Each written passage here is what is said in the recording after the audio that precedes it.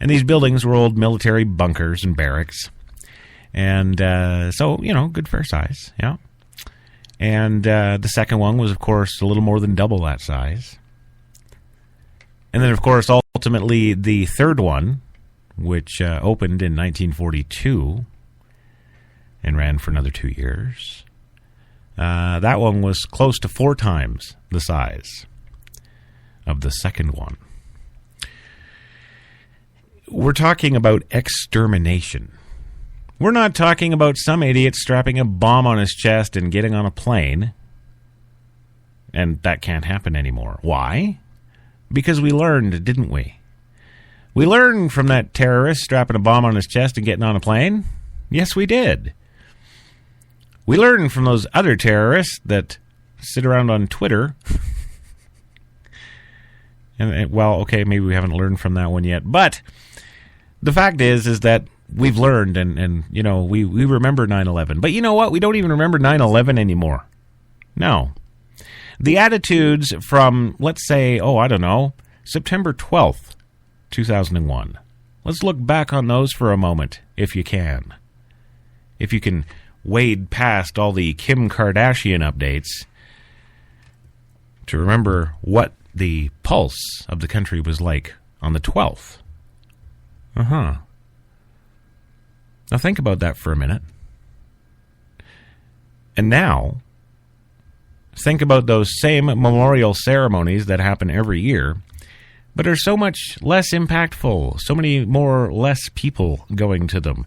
Now it's mostly first responders or families that were directly affected, isn't it? And hey, in another 30, 40, 50, 60 years, they'll all die out too, and we won't even have to bother with that one. Well, what is that old philosopher's saying? If you don't learn from the past, we're doomed to repeat it. Well, you see, it's that little philosophy right there that has Europeans, and in particular Germans, very concerned, ladies and gentlemen, about that happening again. 6.5 million people were exterminated at those death camps. All 16,000 of them, spanning those 4.5 years of that particular part of the war. 6.5 million.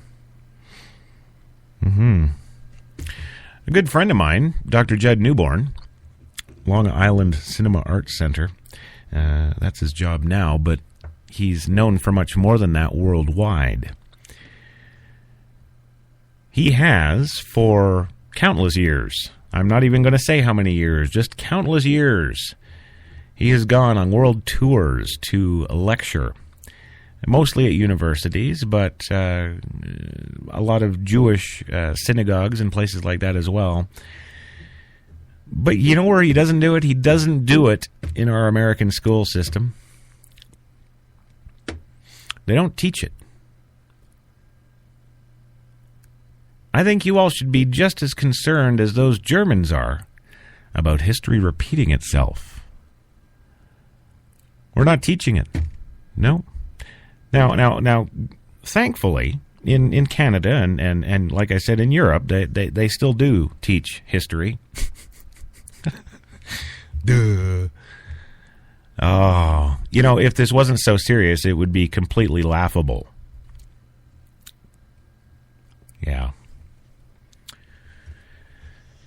Anyhow, we need to make some changes. We certainly do, and it all starts with you.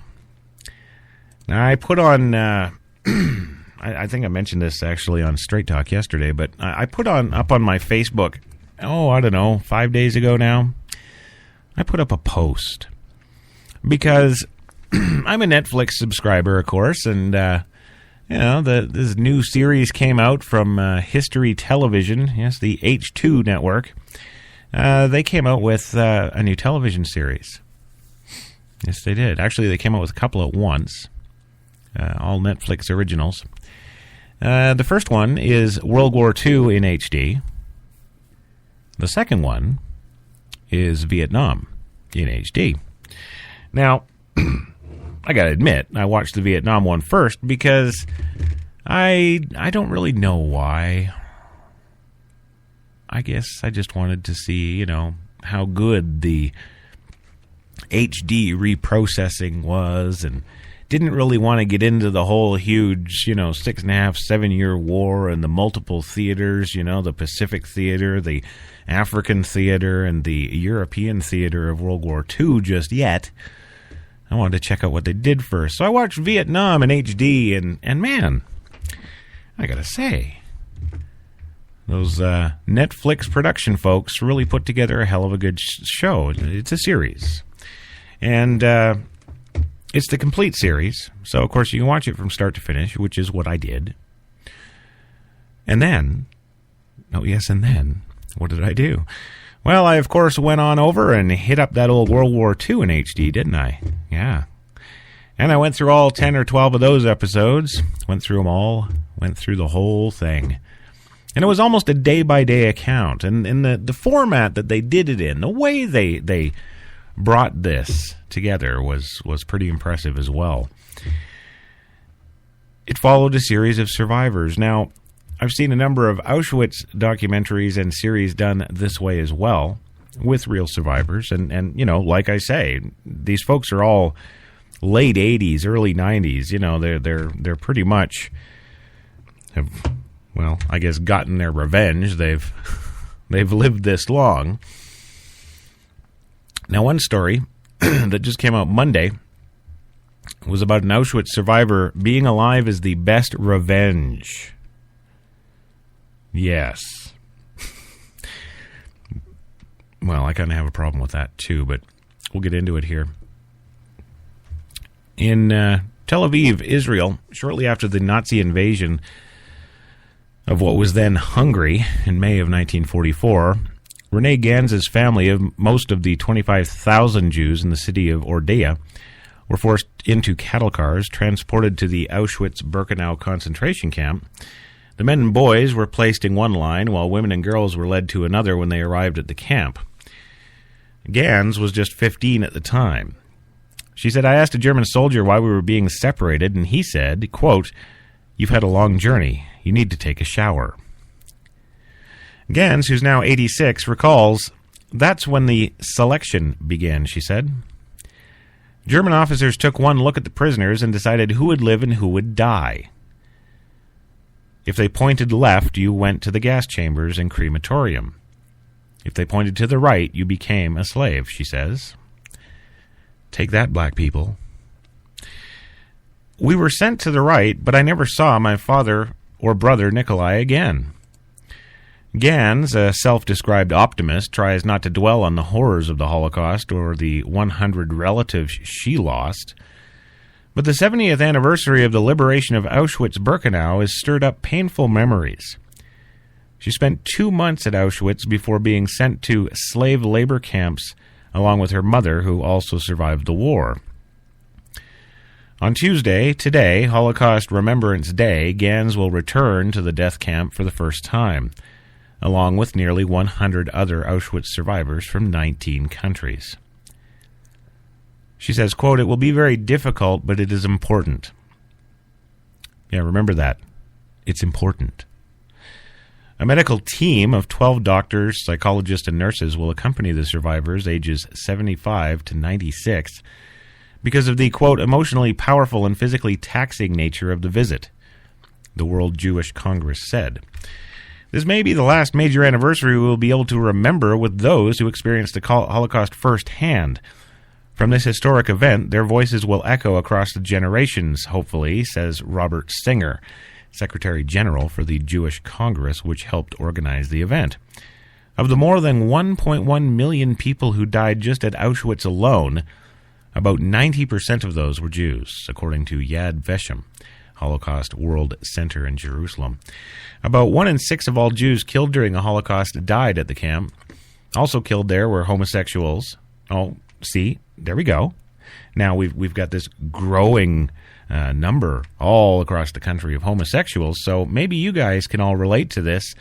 Climb the frick on and learn. Yeah, because there were people who suffered here before you. Yeah.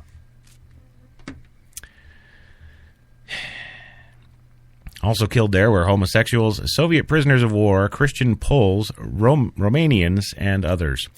Hundreds of thousands of prisoners transported from all across Europe were sent to the gas chambers, then cremated at the camp. Those who survived the daily death selections often died from infections or starvation.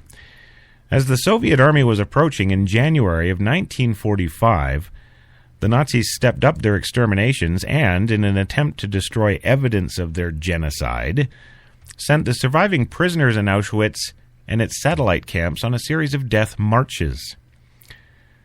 These emaciated and dressed in flimsy uniformed, well, what once were humans, unsuited to the frigid cold of a Polish winter. Thousands of prisoners died as a result. After the war ended, we learned, of course, that my brother died just 2 weeks before liberation, Gan says, her voice now cracking. When he was 16, Shalom Lindenbaum was sent to Auschwitz-Birkenau in July of 1944, along with his parents and sister. His older brother, Mosh, had already died from illness in a labor camp. We were sent straight to Birkenau because the Nazis wanted us as laborers, and other than for the children and the elderly, there was no selection, said Lindenbaum, who is now 88 and a retired professor of Hebrew literature. He says they tattooed numbers on our arms and shaved both men and the women everywhere we had hair, he says, while sitting in his book-filled home in Ramat Gan, a Tel Aviv suburb. Lindenbaum and his father were then sent to a nearby Monowitz concentration camp, while his mother and sister remained at Auschwitz-Birkenau. On January 18, 1945, Lindenbaum and his father were among 1,500 surviving prisoners sent on a death march. My sister and mother, meanwhile, were sent on a death march toward Bergen, another concentration camp, he says. After 4 or 5 days in the bitter cold, only 400 or 500 of our original 1,500 were still alive. Lindenbaum's mother died the day after Bergen was liberated. She told my sister that she knew I was still alive and asked her to tell me to recite Kaddish, the memorial prayer for her. Lindenbaum, who will attend the Auschwitz ceremony in Poland today, said the anti-Semitism that fueled the Holocaust survives today. After 70 years, a Jew still can't walk freely on the streets of Europe without fearing for his life, he says, referring to the many assaults that happened there, including the terror attack recently on a kosher supermarket in Paris this month that left 4 Jews dead. And yes, that was terrorism. It wasn't Nazis, but bear with me. Gans agrees anti-Semitism will be around for another 1,000 years. For her, traveling to Auschwitz is about getting revenge, she says. I have children, grandchildren, great-grandchildren. The Germans tried to kill the entire Jewish people, but they failed. I am alive. I am here, she says.